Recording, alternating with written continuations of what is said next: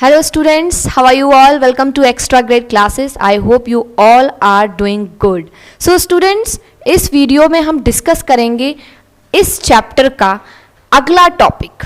कौन सा है अगला टॉपिक? Yes, agriculture. और इसके बाद हम पढ़ेंगे क्रॉप्स के बारे में.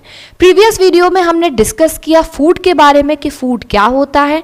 हमने फूड के सोर्सेस के बारे में जाना कि हमें फूड सोर्सेस जो है वो कितने टाइप्स के होते हैं, प्लांट और एनिमल्स, ठीक कि और उन फूड के अंदर कौन कौन से न्यूट्रिएंट्स होते हैं जिन उन फूड से हम इजीली कंज्यूम कर सकते हैं और हमारी बॉडी की जो न्यूट्रिएंट रिक्वायरमेंट होती है उसे फुलफिल कर सकते हैं. इस वीडियो में हम डिस्कस करेंगे कि जो फूड है ये एक्चुअल में प्रोड्यूस कैसे होता है. फूड का सोर्स तो हमें पता चल गया, लेकिन जो फूड है वो एक्चुअल में प्रोड्यूस कैसे होता है, वो बनता कैसे है. यस, एक साइंटिफिक प्रोसेस, एक साइंस की और एक टेक्निक की अगर एक बात करें, एक बहुत ही जनरली टर्म आपने सुना होगा जिसका नाम है क्या? एग्रीकल्चर. यस, एग्रीकल्चर मतलब क्या होता है? हिंदी में इसे बोलते हैं क्या? खेती. आपने कई बार सुना होगा कि फार्मर्स जो हैं उनका काम क्या होता है? खेती करना. यानी कि वो क्या करते हैं? खेती करते हैं, फार्मिंग करते हैं. तो खेती में ऐसा क्या होता है? ये कौन सी ऐसी प्रोसेस होती है? इस प्रोसेस में ऐसा क्या होता है?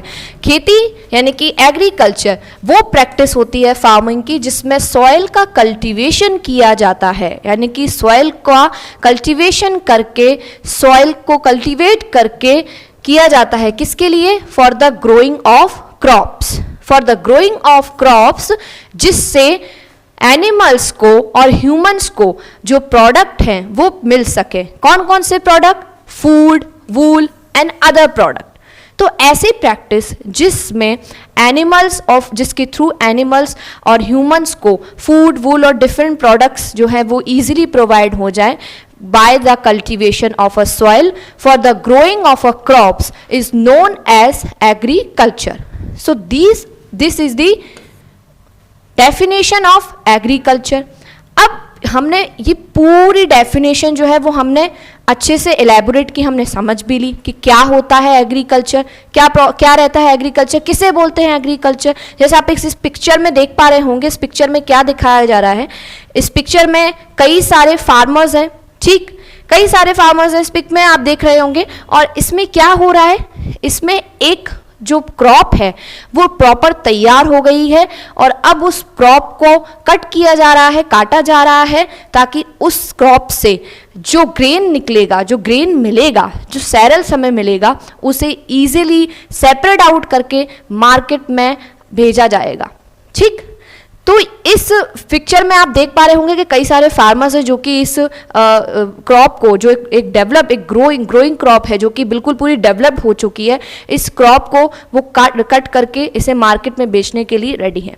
तो यहाँ पर मैंने एक टर्म यूज किया क्रॉप, ठीक, और इस डेफिनेशन में भी ये वर्ड यूज हुआ कि जो क्रॉप है ये क्या होता है.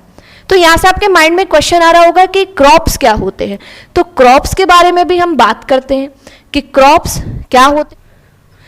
सो on the other hand there is second crop which is known as rabi crops.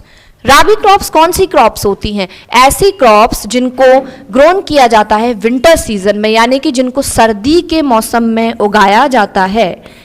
ऐसी फसलों को, ऐसी क्रॉप्स को कहा जाता है राबी क्रॉप्स. और इनका ग्रोन पीरियड क्या होता है? इनका ग्रोन पीरियड होता है फ्रॉम नवंबर टू मार्च.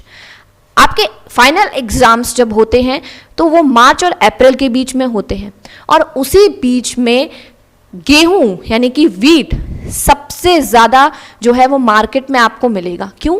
क्योंकि उसकी ग्रोन पीरियड होता है नवंबर टू मार्च, और मार्च तक वीट जो है वो इजीली ग्रोथ कर जाता है और मार्केट में अवेलेबल हो जाता है. तो इस एग्जाम्पल के थ्रू आप राबी क्रॉप्स को समझ सकते हैं और शुगर केन के एग्जाम्पल के थ्रू आप खारिफ क्रॉप्स को भी इजीली जो है वो याद रख सकते हैं. So these are the two main types of crops. Which types of? Rabi crops and kharif crops. दोनों के बारे में हमने डिस्कस किया. और लेकिन यहाँ पर ना एक छोटी सी प्रॉब्लम होती है और वो आप लोग मोस्टली फेस करते हो.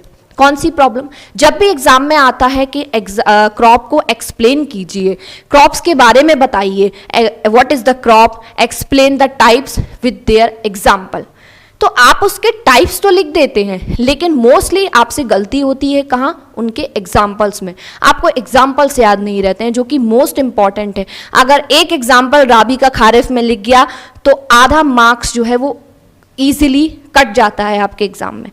तो ये बहुत इंपॉर्टेंट है आपको याद रखना कि खारिफ क्रॉप्स के एग्जाम्पल आपको खारिफ क्रॉप्स में लिखने हैं और राबी क्रॉप्स के एग्जाम्पल आपको राबी क्रॉप्स में लिखने हैं। तो यहाँ पे कुछ ऐसे ही एग्जाम्पल्स दिए हुए हैं जिन्हें आप इजीली रीड आउट कर पा रहे होंगे। एक तरफ खारिफ क्रॉप्स है, एक तरफ राबी क्रॉप्स है। खारिफ क्रॉप कौन सी क्रॉप्स होती हैं? मैंने बताया था, मैंने डिस्कस किया आपसे, ऐसी क्रॉप्स जिनको उगाया जाता है कौन से सीजन में, जिन्हें रेनी सीजन में उगाया जाता है, जिनका ग्रोन पीरियड होता है कौन सा? जिनका ग्रोन पीरियड होता है जून टू सितंबर। और इनके एग्जाम्पल्स कौन कौन से होते हैं खारिफ क्रॉप्स के? Like rice, corn, soyabean, sugar cane, cotton, groundnut, these are the example of kharif crops. And rabi crops कौन सी क्रॉप्स होती हैं? ऐसी क्रॉप्स जिनको ग्रोन किया जाता है विंटर सीजन में और जिनका ग्रोन पीरियड होता है फ्रॉम नवंबर टू मार्च। मैंने वीट का एग्जाम्पल भी एक्सप्लेन किया था जिससे आपको इजीली मेमोराइज रहेगा कि हाँ मैंने आपको ऐसा कुछ बताया था, तो आप इजीली उसे याद करके लिख सकते हैं। So here is a example of rabi crops, तो आप इजीली मेंशन कर सकते हैं कौन कौन से एग्जाम्पल हैं? Wheat, oat, chickpea, mustard, almond, broccoli. So these are the examples of rabi crops. So ये जो एग्जाम्पल्स हैं ये आप इजीली पुट आउट कर सकते हैं किसमें? राबी क्रॉप्स एंड खारिफ क्रॉप्स के साथ।